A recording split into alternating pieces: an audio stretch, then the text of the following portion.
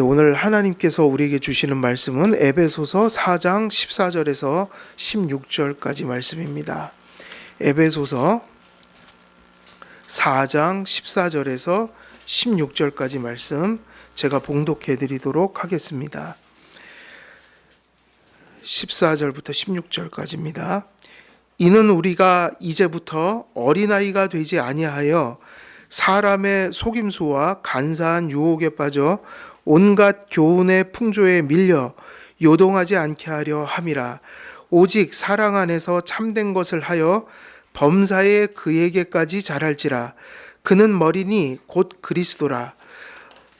그에게서 온몸이 각 마디를 통하여 도움을 받음으로 연결되고 결합되어 각 지체의 분량대로 역사하여 그 몸을 자라게 하며 사랑 안에서 스스로 세우느니라. 아멘. 오늘 이 말씀 중에 15절 말씀 또 계속 이어서 전합니다. 15절 말씀입니다. 오직 사랑 안에서 참된 것을 하여 범사에 그에게까지 자랄지라. 그는 머리니 곧 그리스도라. 자, 오늘은 이제 15절 말씀 전하는데 우리가 이 15절 말씀의 내용은 주제는 뭐였죠? 적극적인 측면이라고 그랬잖아요. 하나님께서 우리에게 성숙하라고 하실 때 이 성숙해진다는 말의 의미가 부정적으로 얘기하면 어린아이와 같은 것으로부터 벗어나는 것이고요. 어린아이와 같은 것으로부터 벗어난다는 것은 무엇으로부터 자기를 지켜내는 것입니까? 사람의 속임수, 간사한 유혹, 그런 것들이 거대한 조류로서 우리에게 다가오는 것을 뭐라고 그랬냐면 온갖 교훈의 풍조였다. 그런데 15절에서는 이제 적극적인 모습이고 긍정적인 측면들이라고 그랬죠. 그래서 이 긍정적인 측면, 적극적 측면은 뭐냐면 오직 사랑 안에서 무엇을 하는 거예요? 사랑 안에서 무엇을 하는 것이 참된 거죠. 근데 그 참된 것의 기준과 근거와 표준, 그리고 우리가 다다라야 될 목표가 누구냐면 그리스도신 거죠. 그러니까 그에게까지 자라야 한다. 그래서 여기서 우리가 지난 시간에 계속 설명했던 것이 일단은 우리가 뭘 먼저 본 거죠? 진리가 뭐냐 이거죠. 그러니까 사랑 안에서 진리를 말하라 이랬고 어떤 번역에는 행하라 그렇게 돼 있거든요. 그게 말하라, 행하라. 그래서 이 사랑과 진리의 뭐를 우리가 잘 봐야 합니까? 사랑과 진리는 분리될 수가 없어요. 우리가 이제 16절 가도 이것이 더 명확하게 이제 본문에서 나타나는데 교회가 존재하는, 다시 말하면 교회가 연합하는 근거는 뭡니까? 이렇게 우리가 모일 수 있는 구심점, 모일 수 있는 근거, 우리가 이렇게 모일 수 있게 된 그 근거 있죠? 그건 뭐로부터 오는 거죠? 진리예요. 하나님의 말씀이에요. 그런데 이 진리를 가진 자들이 연합을 해서 나타내야 될 모습은 뭐죠? 교회를 이루는 거라고 그랬잖아요. 그래서 하나님이 뭘 주실 때 은사라고 한다. 은사는 뭐가 은사라고 그랬죠? 개인의 장기가 아니에요. 교회를 세우는데 유익이 되는 것만 은사라고 그랬으니까 은사라는 것 자체가 개인의 재능이 될 수가 없고 어디에 유익을 끼치는 게 은사인 겁니까? 몸 전체에. 내가 없는 걸 저 사람이 가지고 있고 저 사람이 없는 걸 이 사람이 가지고 있는데 같이 연합하니까 없는 것들이 소통하면서 서로를 채워주면서 몸을 이룬다. 그러니까 이걸 뭐라고 하는 걸까요? 바로 이 현상을, 이 성령님이 임하여 진리를 믿는 자들의 모임 속에 나타나는 현상이 있잖아요. 진리를 믿고 고백했다. 우리가 한 하나님을 모셨기에 서로 이제 한 몸을 이루어 교회를 이뤘다. 그러면 그때 일어나는 하나님이 생명 가진 자들의 연합체 속에 주시는 그 현상이 뭐냔 말이에요. 아까 그 얘기잖아요. 하나님 머리로부터 공급받은 것을 서로가 소통하며 채워주며 뭐를 이루는 거죠? 한 몸을 이루어간다. 이걸 쉽게 얘기하면 이거죠. 하나님께 받은 것으로 성도들 각자가 한 몸을 이루기 위해서 서로 돕는다. 섬긴다. 이게 봉사거든요. 이걸 뭐라고 부르는 거죠? 이 실제 하나님이 주신 것으로, 우리 게 아니라 하나님이 주신 것으로 한 몸을 이루기 위해서 서로를 돕고 세우고 섬기고 하는 일이 막 일어나잖아요. 지금 우리가 예배 행위도 지금 뭐 하는 거죠? 지금 함께 예배를 드리는 거예요. 그죠? 우리가 함께 예배를 드리는 거라고요. 무엇인가가 지금 같이 공유되고 있고 소통되고 있는 거예요. 그럼 이걸 가리켜 사랑이라고 하는 거예요. 사랑. 하나님께 받은 것을 소통하는 겁니다. 공유하는 겁니다. 그게 오고 가고 있는 거예요. 이걸 뭐라고 한다고요? 사랑이요. 그러니까 세상적인 사랑으로 하면 이게 설명이 안 돼요. 세상적인 사랑은 뭐죠? 그냥 내가 좋은 거죠. 그리고 거의 다 감정이죠. 그 필링, 그냥 분위기. 근데 그게 아니라 뭐죠? 하나님 주신 것을 공유하고 소통하고 나누면서 그것이 소통하면서 뭘 만들어가는 거예요? 하나된 결합을 만들어간다.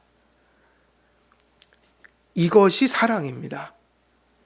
그래서 한마디로 얘기하면 사랑 안에서 진리를 말하라. 이것은 예수 그리스도의 참된 말씀과 참된 신앙 고백으로 우리가 하나 돼서 하나 된 성도들이 어떻게 하라는 거예요?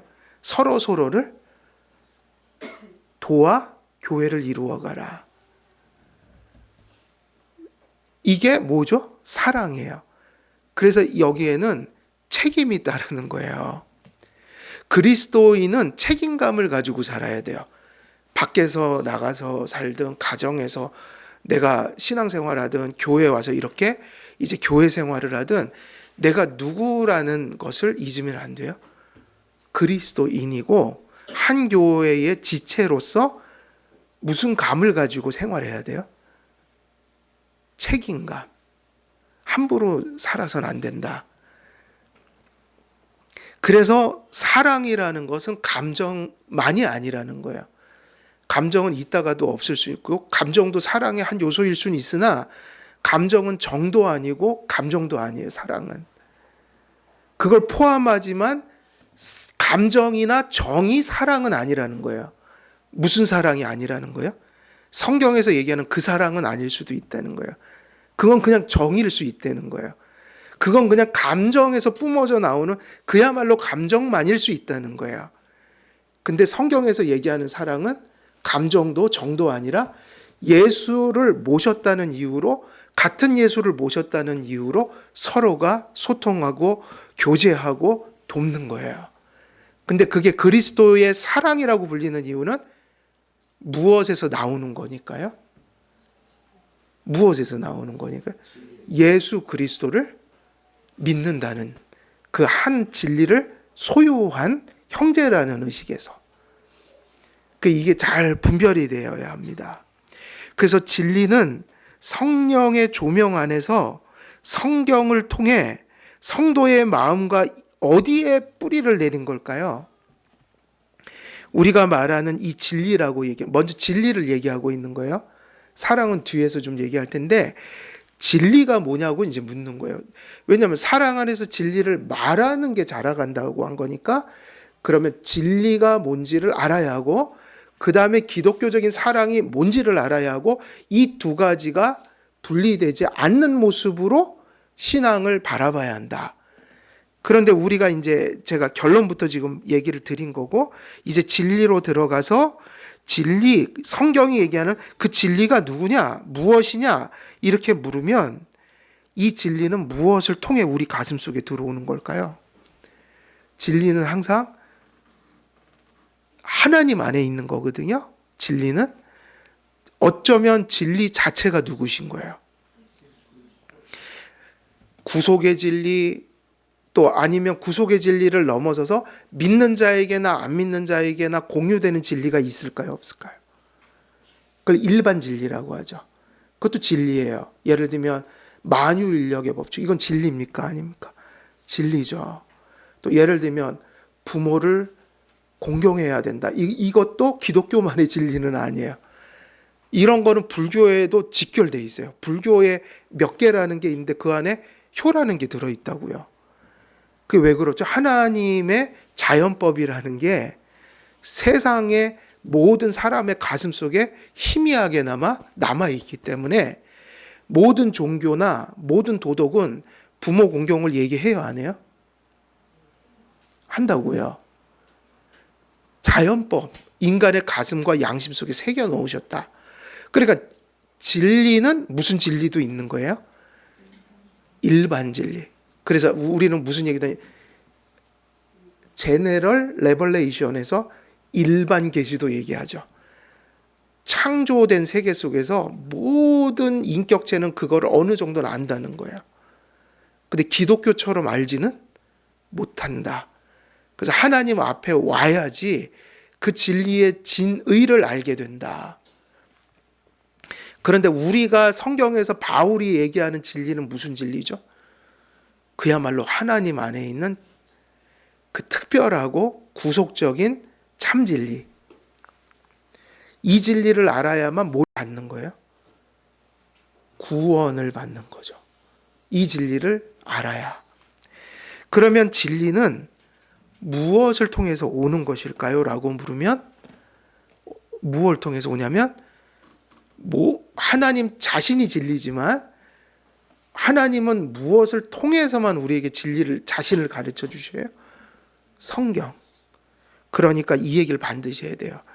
성경을 통해 성령님이 우리 안에서 증거해 주신 그 진리가, 근데 여기까지 얘기하면 이건 객관적인 거니까 언제나 진리는 우리가 인정하든 안 하든 우리 밖에서 언제나 존재하는 객관적 진리잖아요. 근데 이게 누구 안에 들어와야지 구원을 받습니까? 우리 안에. 그러니까 성경과 성령을 통해 우리에게 주어진 하나님께서 깨우친 진리가 어디에 뿌리를 내려야 되냐면 우리 인격 속에. 이걸 진리를 안다고 하는 거예요. 우리는 이걸 가리켜서 믿는다고 하죠. 하나님 말씀을 진짜 믿어야 구원을 받는 겁니다. 구원을 받는다는 얘기는 결국 성경 말씀을 성령을 통해 바로 알고 확신하고 거기에 나의 전 존재를 의탁한 사람들, 트러스트 인한 사람들, 그 진리가 이제 내가 곧 죽고 사는 문제가 된 사람들에게 그들에게 무엇이 임하는 거예요? 구원이 임하는 거죠. 이걸 우리는 믿음이라고 합니다. 그 진리의 근원은 누굽니까? 하니까 성경을 통해서 아는 건 맞지만 성경의 내용은 사실은 본질은 누굴 가르쳐 준다는 거예요? 그리스도죠. 근데 이 얘기를 해야 돼요. 하도 요즘에 이렇게만 하면 당연한 건데 또 얘기를 해야 되는 거야. 이 세상에 이단들이 창궐해서 삼위일체를 부정하는 사람들이 세상에 많아졌다. 저는 이렇게 얘기하는 거예요. 삼위일체 하나님을 그리스도 안에서 알아야 한다. 그리스도 안에서 누구를 알아야 돼요? 삼위일체 하나님. 그래서 하나님을 아는 것과 그 아들을 아는 것이 뭐다? 영생이다 그랬잖아요. 예수 그리스도로 말미암지 않고는 누구를 알 수 없어요? 하나님을.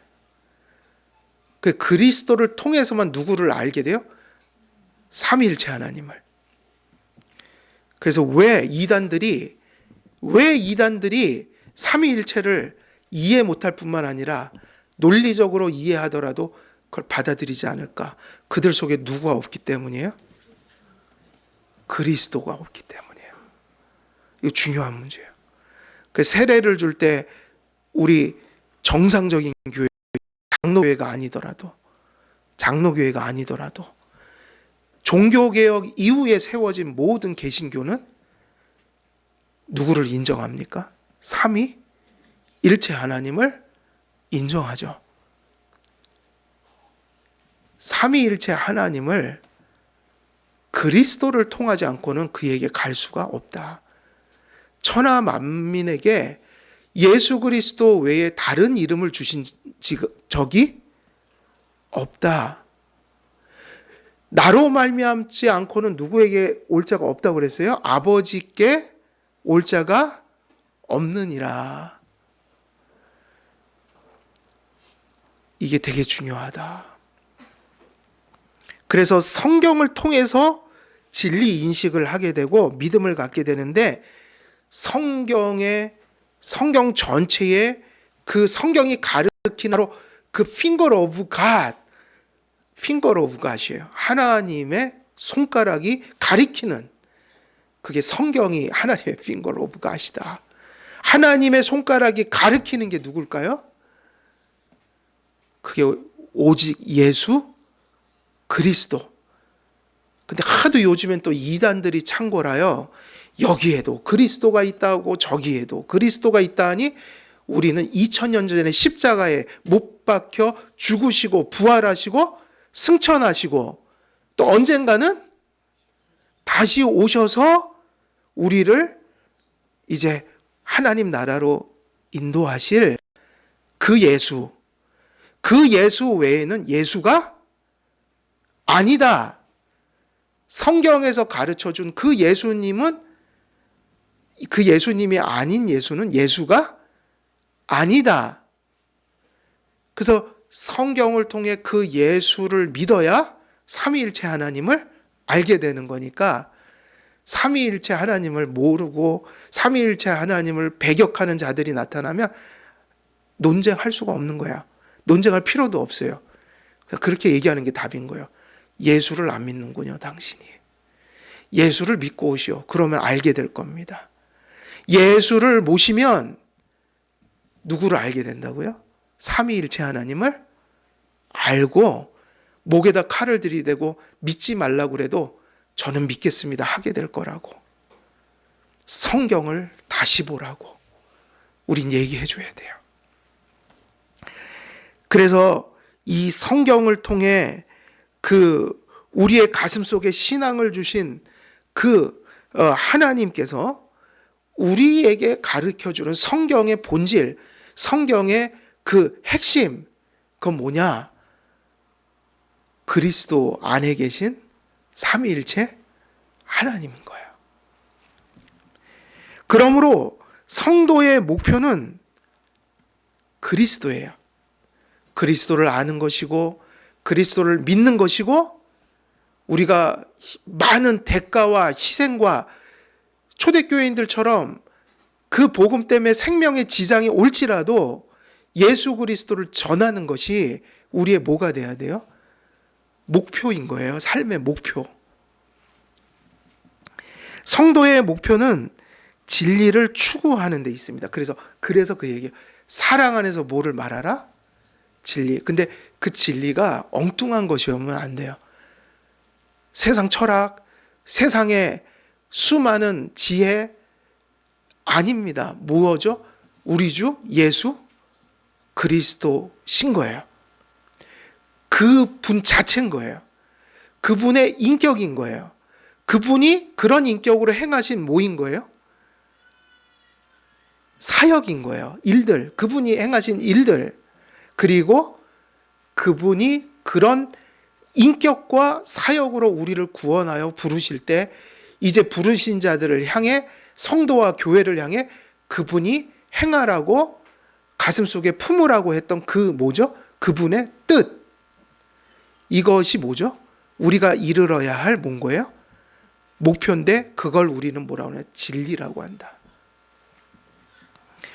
성도의 목표는 진리를 추구하는 데 있고 진리를 추구한다면 그래서 무엇을 믿고 따라야 합니까? 성경을 믿고 따라야 합니다. 그래서 이 목적을 이루려고 하는 분들이 예배를 등한히 하거나 하나님 말씀을 듣고 깨닫고 배우고 하는 일, 행하는 일들, 순종하는 일을 경히 여길 수가 없는 거예요. 우리가 먹고 사는 것은 중요하지만 엄밀히 말하면 성경에서 먹고 사는 건 누구의 영광에 부합한 방식으로 먹고 살아야 합니까?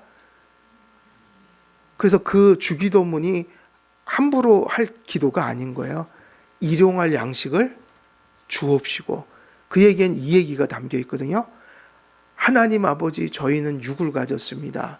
한 끼의 식사를 해결해야 합니다. 근데 그 기도가 참된 기도인 것은, 하나님 왜 내가 이 양식을 구하냐면 이 양식을 먹고 오늘도 연장시켜 주신 이 육신의 생명을 가지고 주님 원하는 뜻을 행하기 위해서 구합니다. 이 떡은, 이 일용할 양식은 돈이 될 수도 있고 우리의 무슨 집이 될 수도 있고 다 포함되는 거예요. 현실의 자원들을 의미하는 거예요.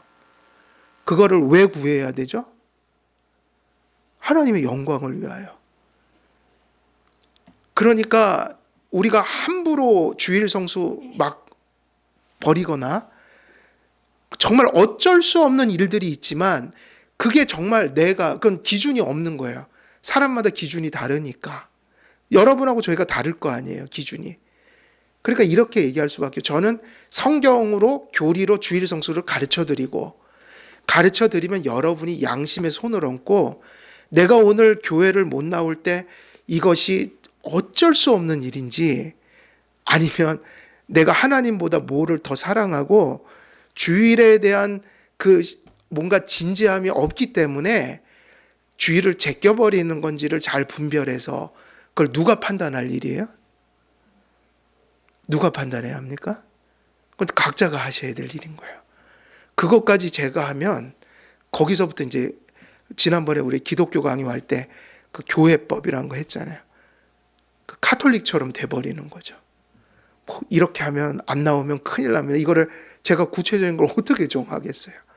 각자의 믿음의 분량대로 할 수 있는 건데, 적어도 목사는 그래서 그러한 기준을 잘 가질 수 있도록, 자기의 삶에 잘 적용할 수 있도록 성경과 말씀을 통해서 계속 주일 성수의 교리를 가르치는 거고, 그걸 들은 성도님들은 각자가 자기의 양심으로 자기 삶에 적용해서 하나님 앞에 그렇게 주일을 함부로 여기지 않는 말씀이 되도록, 그건 누구에게 달린 거냐면 제가 아니라 누구가 해야 될 일이에요?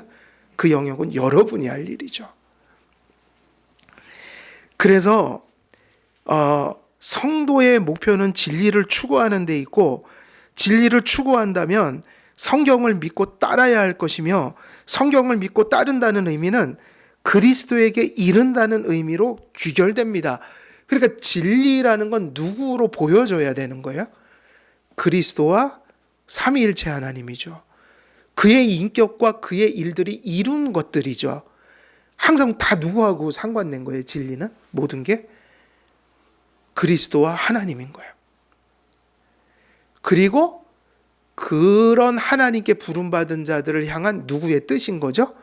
그리스도와 하나님이 우리를 향해 가진 뜻에 무엇이냐면 진리가 있다. 진리를 안다는 건 그걸 안다는 거예요. 그러므로 15절 하반절은 이렇게 선포합니다. 범사에 그에게까지 잘할지라. 왜 그에게 잘해야 되는 게 이 그분이 목표가 되고 그분이 대상이 되냐면, 그는 뭐니까요? 교회의 머리고 그 말 그대로 그리스도시니까요. 그분은 우리의 유일한 메시아시니까요. 그러니까 진리 안에 사랑을 말하라. 그러니까 15절 하반절엔 답이 나와 있는 거예요. 결국 진리 추구는 뭔가 그분에게까지 자라가는 것이다. 그러니까 진리는 항상 누구로 귀결되냐면 예수, 우리 사랑하는 예수님, 우리 사랑하는 이 교회를 세우시고 여러분을 구원하시고 지금 그 참된 말씀과 신앙 고백하는 모든 세상에 흩어져 있는 공교회들, 이 교회를 사랑하시는, 그리고 그 교회가 사랑하는 그 주님 외에는 다른 목표가 교회는 없어야 합니다. 진리는 그리스도 안에 있고 전 성경이 가르치는 진리의 근원이요, 진리의 귀결점이고, 진리 자체가 누구냐? 오직 누구죠? 그리스도시다. 그럼 다 알아들어야 되잖아요. 하나님 얘기 안 해도 되겠죠? 삼위일체 하나님? 당연히 그리스도는 누구로 가는 길이니까, 삼위일체 하나님께로 우리가 가는 길이니까 그리스도 하면 그게 이미 담겨 있는 거죠. 그게 담겨 있는 거예요. 그래서 요한복음 14장 6절은 뭐라고 고백합니까? 예수께서 가라사대 내가 뭐다? 곧 길이요 진리요 생명이니. 이게 너무나 이게 분명한 걸 왜 못 알아듣는지 모르겠어요. 세상은. 나로 말미암지 않고는, 여기서 내가 누구죠? 예수잖아요. 누구에게 올 자가 없다? 그죠? 아버지께로 올 자가 없다.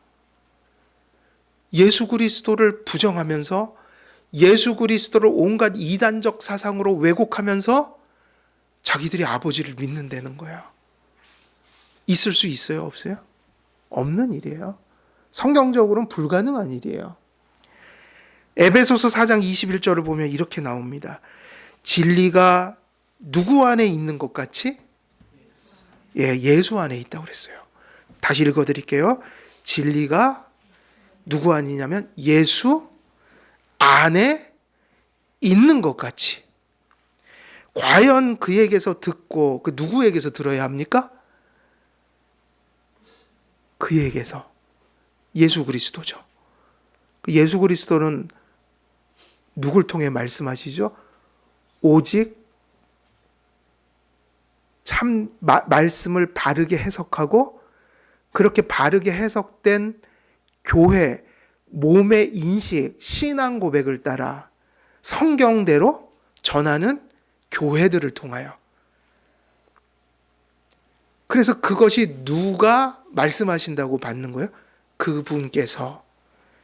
그래서 그 안에서 우리가 그에게서 듣고 그 안에서 가르침을 받을진대. 그래서 에베소서에 하나님이 교회를 어떻게 얘기냐면 제도교회를 얘기했잖아요.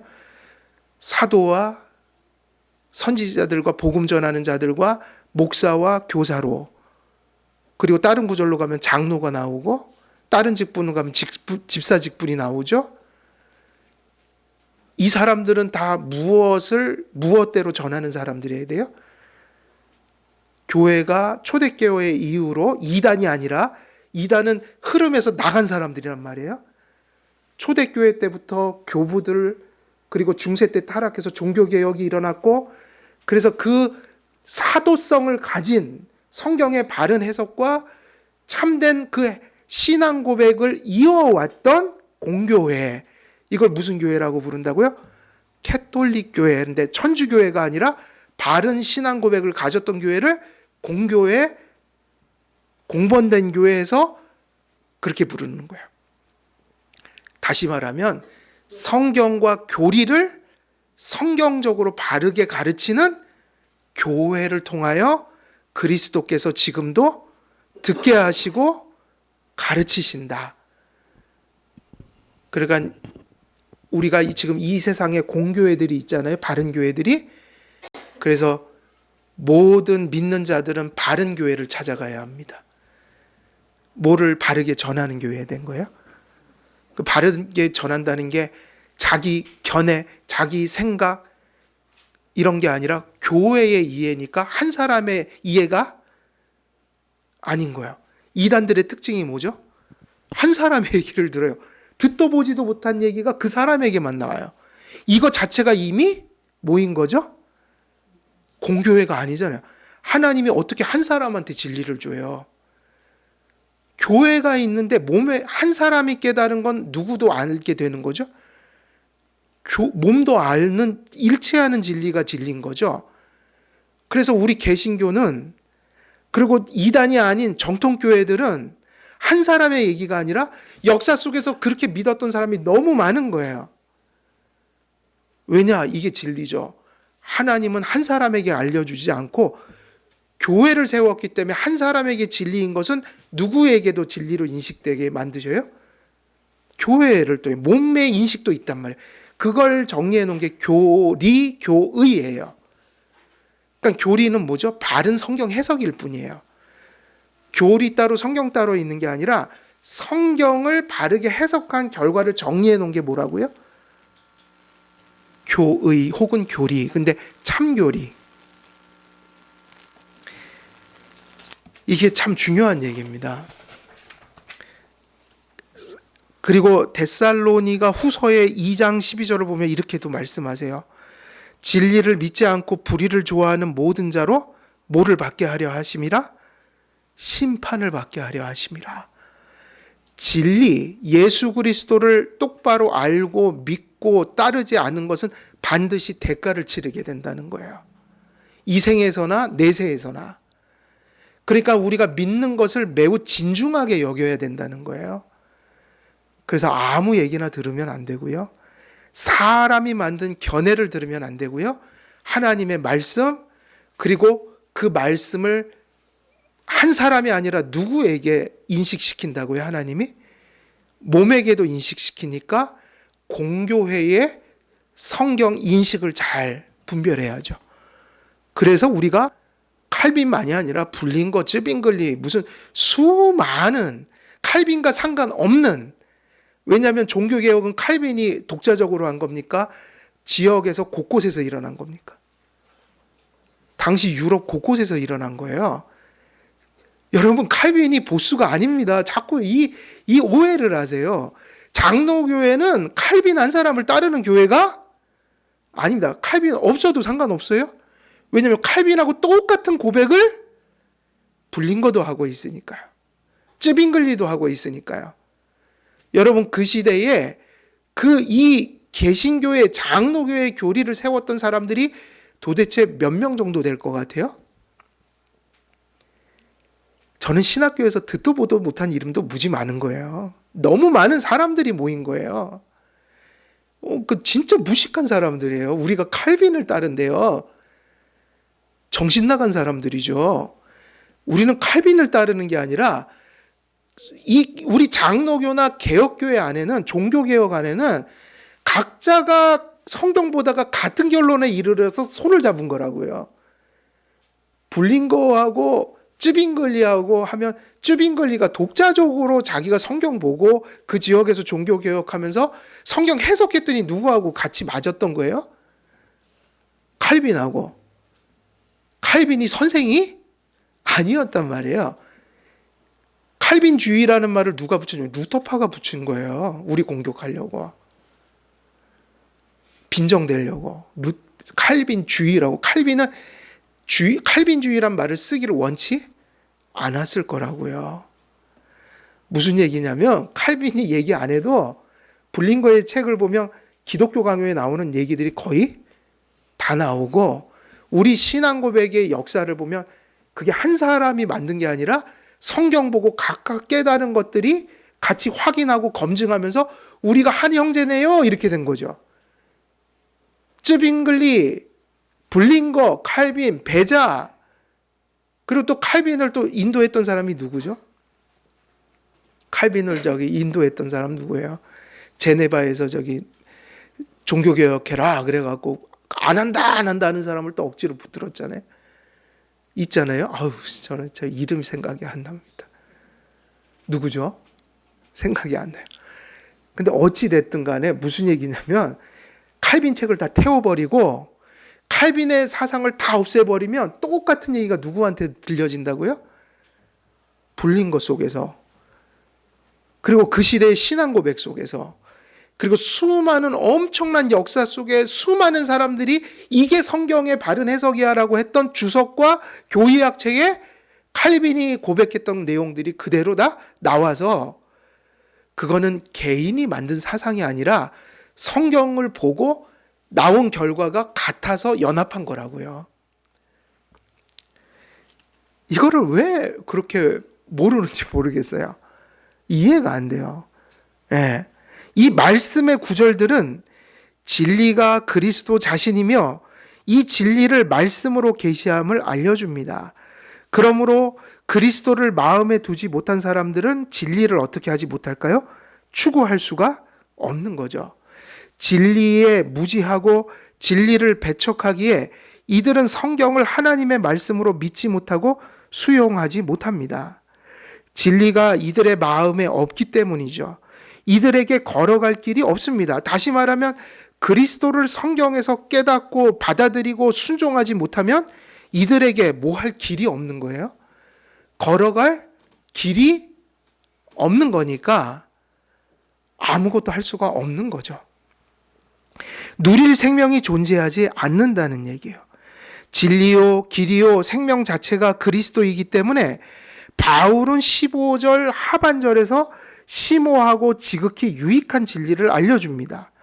진리가 그리스도 안에만 존재하기 때문에 누군가 성장하고 진보하고 미래의 완전이란 목표에 다다를 소망을 가질 수 있는 것은 결국 어떤 것에 실제가 있어야 되냐면 범사의 누구에게까지요?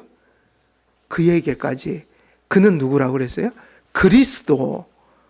이것의 실제가 있는 성도들과 교회 속에 이 희망이 있는 것이다. 그리스도를 떠나 진리는 없습니다. 진리에 이르려면 누구 안에 거해야 합니까? 그리스도 안에. 믿음이 없이 그리스도 안에 거할 수 있나요? 없죠. 그래서 우리는 믿음을 소중히 여기는 거예요.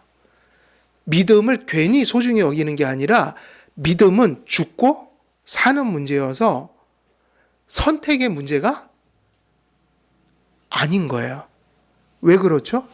선택이라는 말은 저는 이렇게 표현을 한 거예요. 있어도 되고 없어도 되는 거. 우리가 호흡을 하는 게 선택의 여지입니까? 선택의 여지가 아닙니까? 지금 여러분들이 숨을 못 쉬면 어떻게 되죠? 죽죠? 많은 사람들이 거꾸로 생각하는 분들이 많아요. 믿음이 있어도 되고 없어도 되고 내가 믿음을 추구해도 되고 안 해도 되고 이런 걸 수가 없어요. 믿음은 선택의 여지가 아니라 둘 중에 하나죠. 믿음으로 안 간다면 어떻게 하겠다는 얘기입니까? 이 얘기예요. 그건 죽음이에요. 사망이에요. 성도가 믿음의 끈을 놓는 순간 그는 성도 구실을 할 수가 없는 거예요. 진짜 성도라면 하나님이 내버려 두진 않으시겠죠. 어떻게 해서든 다시 돌려놓으시겠죠. 네, 성도니까. 그러나 성도는 그렇기 때문에 믿음을 버리는 일은 불가능한 일이에요. 믿음이 없이 그리스도를 모실 수는 없으니 성도는 믿음으로 그리스도를 붙들어야 하고 모시고 살아야 합니다.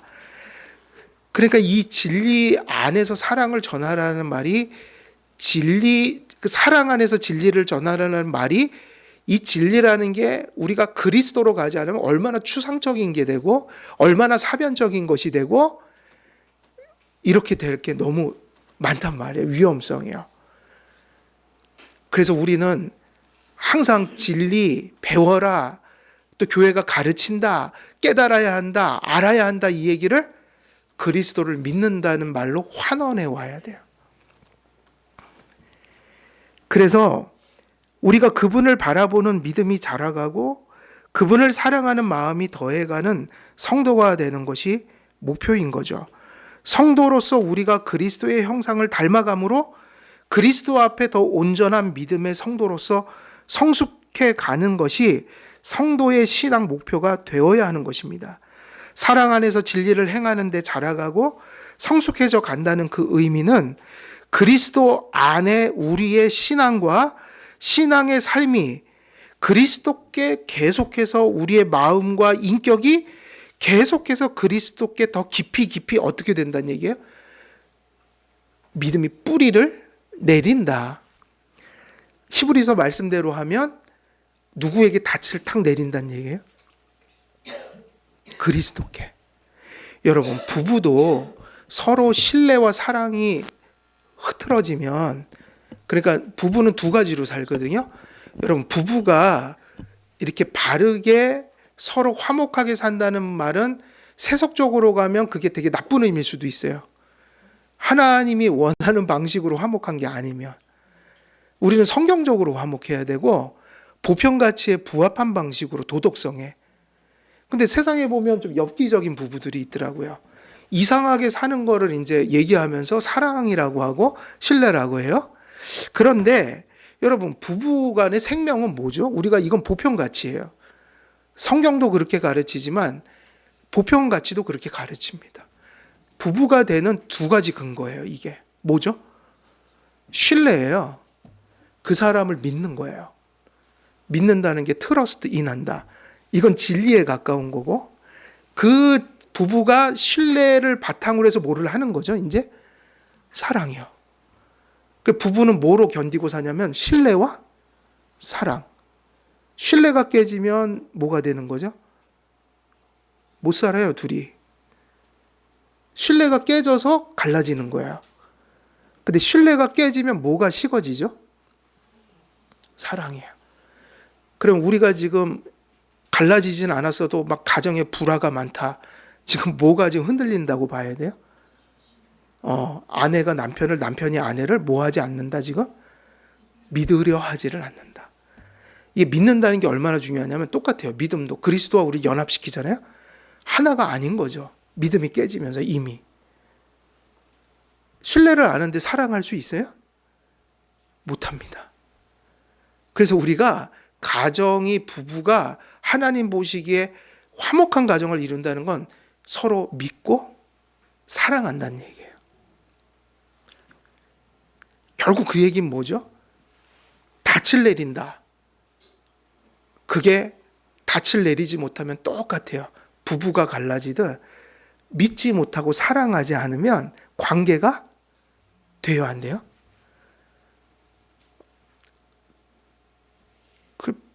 그래서 바로 우리가 이 얘기가 지금 무슨 얘기냐면요. 하나님과의 관계가 어떻게 된다는 거예요?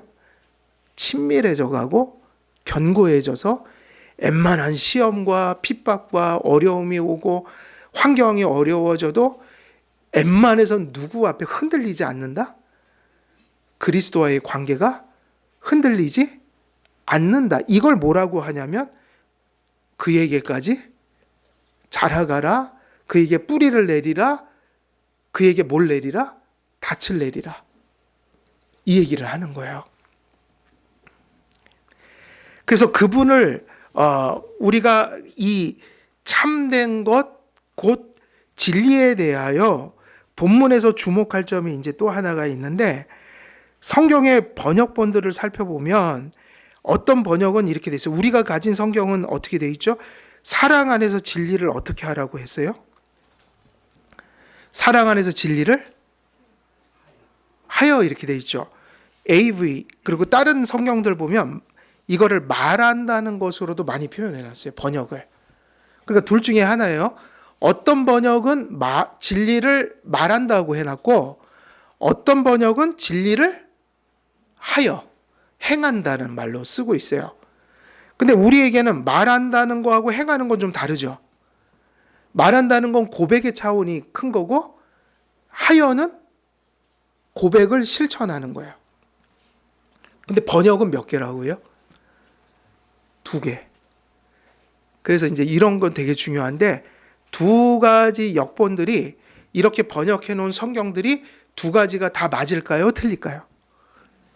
다 맞아요. 다 딩동댕이에요. 그러니까 표현의 강조점을 어디다 뒀냐.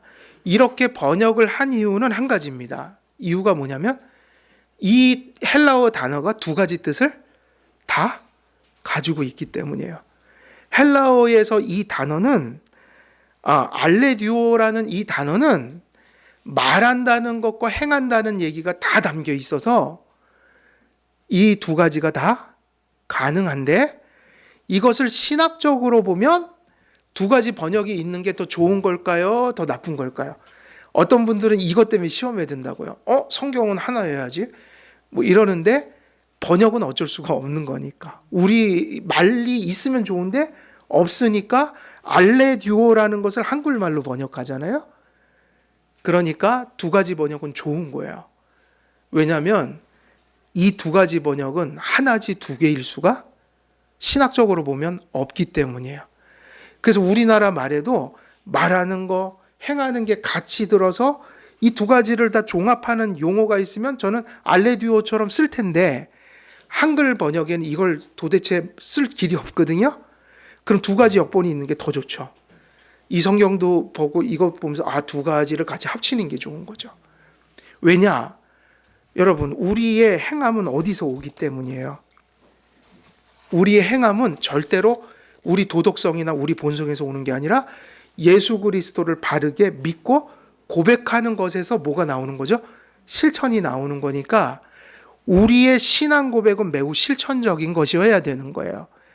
예수 그리스도를 고백한다로 끝나면 안 되고 그 고백이 진짜일 경우에는 어디로 가게 되는 거죠? 완전하진 않아도 삶 속에서 회개도 하고 더 옳은 것을 추구하는 마음이 가슴 속에 있게 된다. 그걸 뭔가 참된 신앙 고백에서만 뭐가 나온다? 참된 기독교적 실천이 나온다. 그래서 교리가 중요한 겁니다.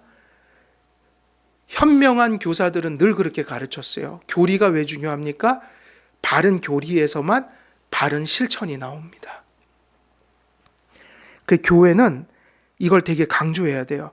진리를 뭐 하는 게 중요해지는 겁니까? 순서적으로 보면 행하는 것부터 얘기하면 안 되고 진리를 말하는 것부터 얘기해야 돼요.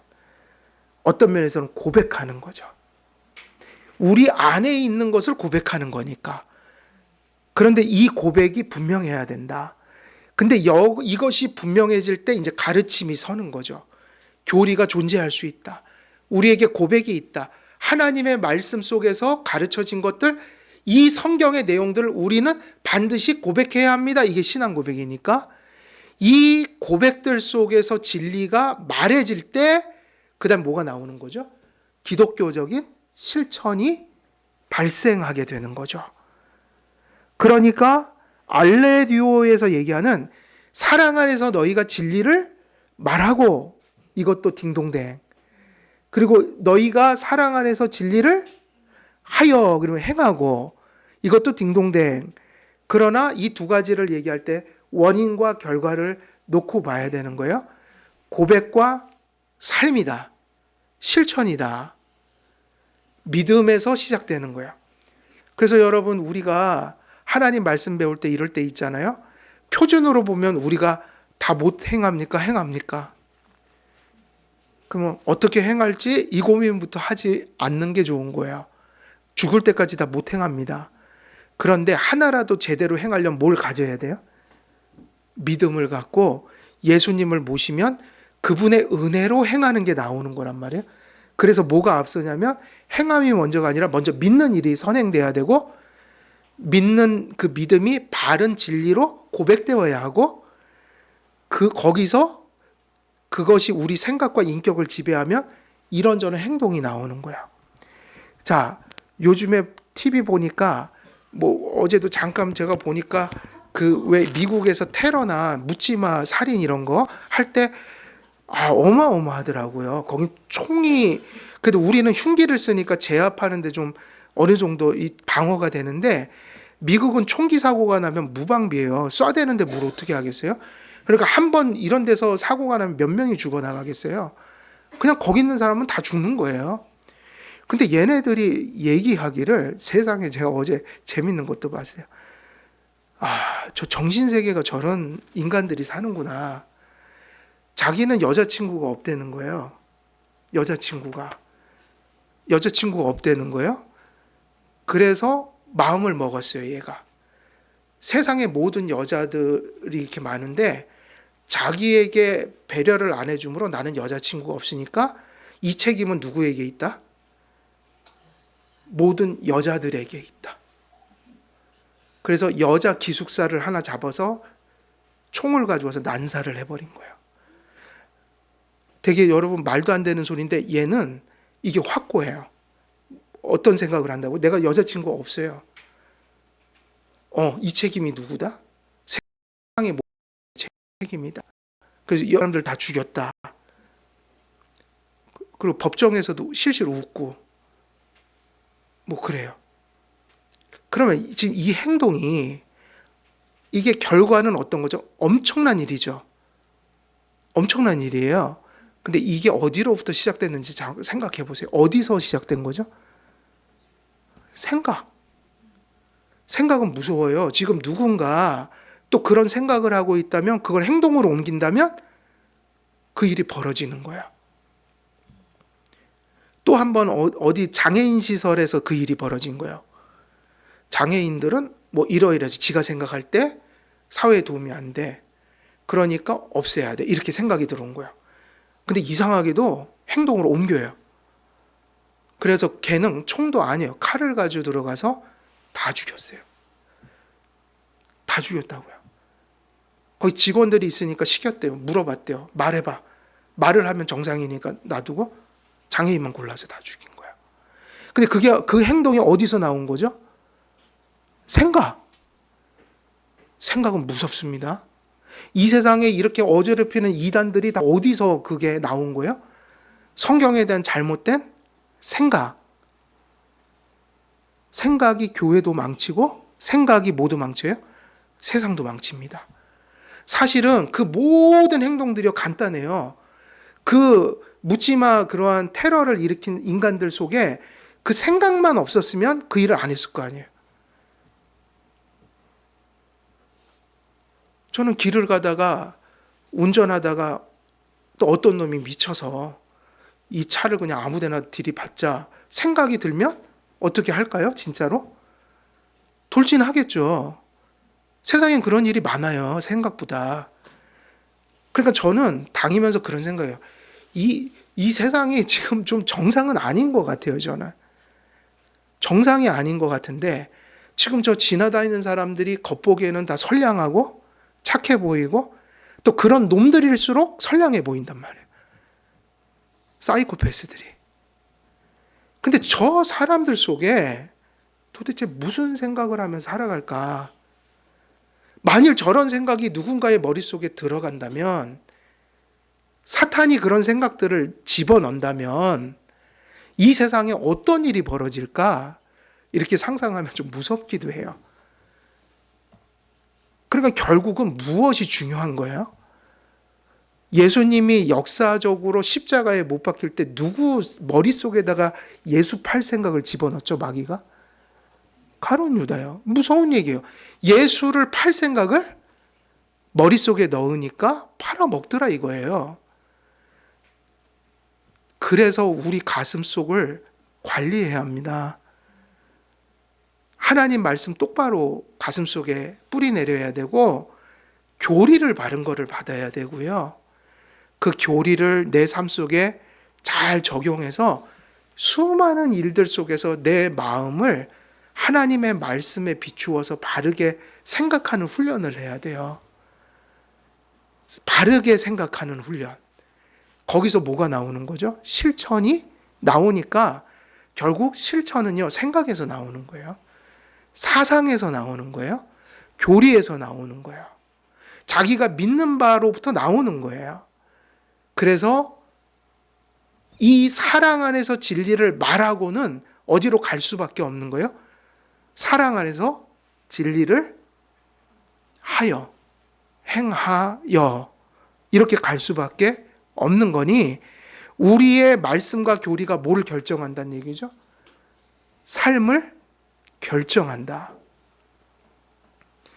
이것이 지금 누구의 가르침이에요? 사도 바울이 그렇게 말씀하셨던 뜻입니다. 너희가 사랑 안에서 진리를 하여 범사에 누구에게까지 자라가라? 그리스도에게까지. 이제 진리는 결론인데 누구죠? 그리스도입니다. 그리스도를 바로 알고 그리스도의 인격을 바로 알고 그리스도의 사역을 바로 알고 그분이 부르신 자들을 향한 그분의 뭐를 알자고요? 뜻을 바르게 알아가야 한다. 우리는 거기서 끊임없이 자라가야 한다. 그래서 그분의 참 말씀과 교리가 우리의 마음속에 뿌리 내리고 닻을 내리고 그래서 우리가 누구에게 견고히 붙어 있어야 된다는 거예요. 예수 그리스도께 붙어 있어야 한다. 그것이 오늘 본문에서 바울이 성도님들에게 전하는 메시지다. 이렇게 정리를 하면 될 것 같습니다.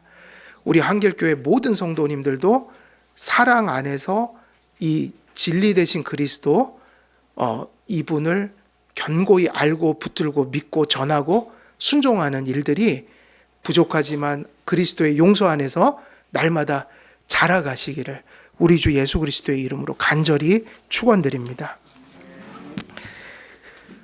은혜와 사랑이 많으신 아버지 하나님, 오늘도 말씀을 전하였습니다. 이 말씀대로 바울이 성령의 영감을 받아 우리에게 기록하여 전해준 이 말씀대로 각 성도들이 교회가 견고히 서갈 수 있도록 하나님 함께해 주옵소서. 감사드리오며 우리 주 예수 그리스도의 이름으로 기도드리옵나이다. 아멘.